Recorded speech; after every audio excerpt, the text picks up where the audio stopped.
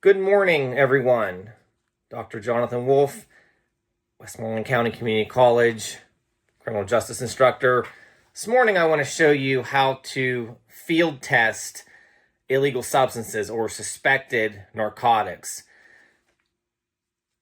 We're going to do that by demonstrating the narcotics identification system. They come in these little boxes like this, or NIC kits as it's called.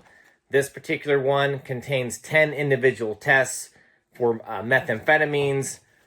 This one is for heroin. So today we are going to do a simulated test of suspected heroin, and I'll demonstrate to you how police officers in the field will use these NIC tests.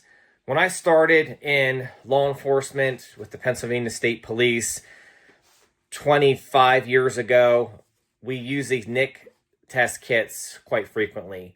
If we were ever on a traffic stop or came into contact with some type of suspected narcotic, we would use these and then send a sample to the lab. This is a preliminary test to determine what the substance actually is.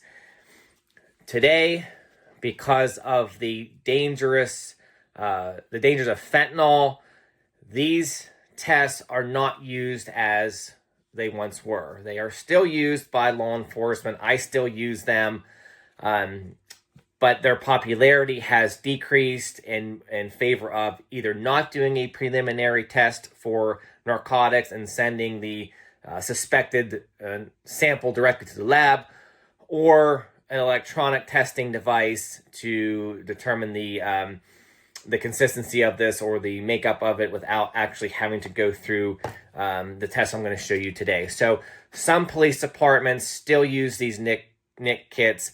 Others don't. Some use it on occasion. I prefer to just send everything to the lab, let the lab test it. That way I'm not being exposed to some of these dangers. But again, that's not always the case.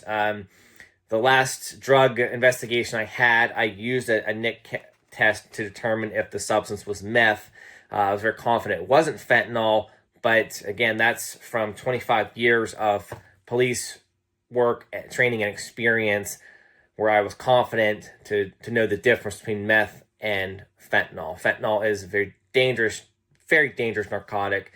But today, what we're going to do a NIC test kit of suspected heroin. I have the correct NIC test for heroin. The way this works, I will apply a very small sample of suspected simulated heroin into this baggie. I will then crack each vial here, agitate it, and if it was real heroin, the substance or solution at the bottom here would turn green, indicating the presence of heroin. Meth would turn purple, cocaine would turn blue, and that's how you know what you're dealing with. So the first thing to do is obviously safety is of utmost importance. Put on gloves. Heroin comes in a stamp bag, a very small blue-looking thin paper.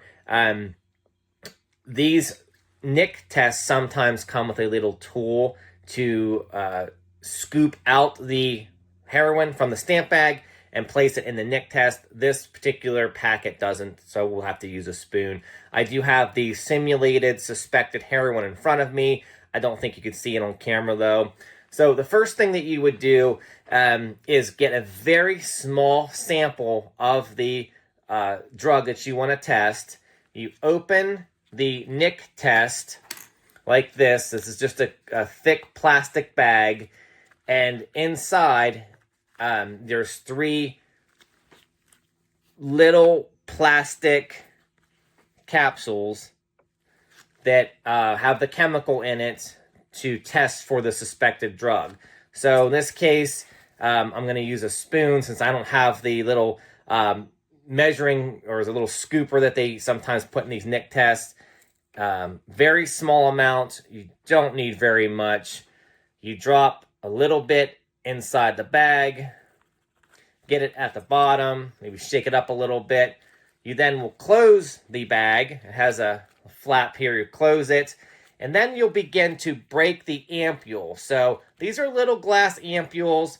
You squeeze them, it cracks. You agitate it by shaking it a little bit. You'll then crack the second one.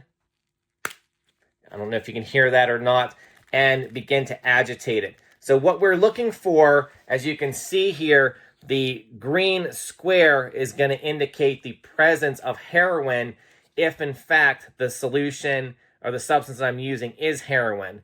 In this case, agitate it a little bit more. We are doing a simulated substance here. This is not heroin that I'm doing, and we can see that it turned a slight yellow.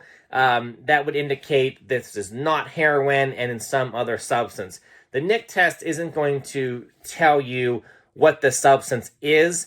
If it's not heroin, it's just not going to turn green, indicating that it's some other type of substance. In this case, just using some type of household substance here. I wouldn't know what that was if this wasn't green. So if it turned this yellow color and I didn't know that I was using this simulated household baking product, we would have to do something else. We'd have to test it for something else or send it to the lab. So that's all you do. Police officers, as I said, do use these NIC tests.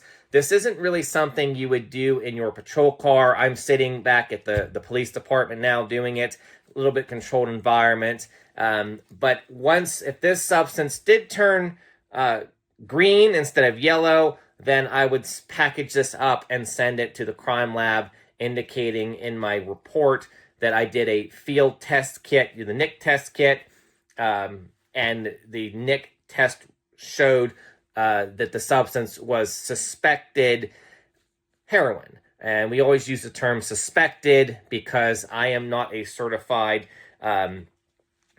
lab person. So it's suspected until somebody from the lab using sophisticated equipment who was certified would determine that it would be heroin or some other substance. As you can see here, it's starting to turn even an odd-looking yellow color. But again, it's definitely not heroin because it did not turn green. Thank you for watching this video. I hope you found it useful, and I will talk to everybody later.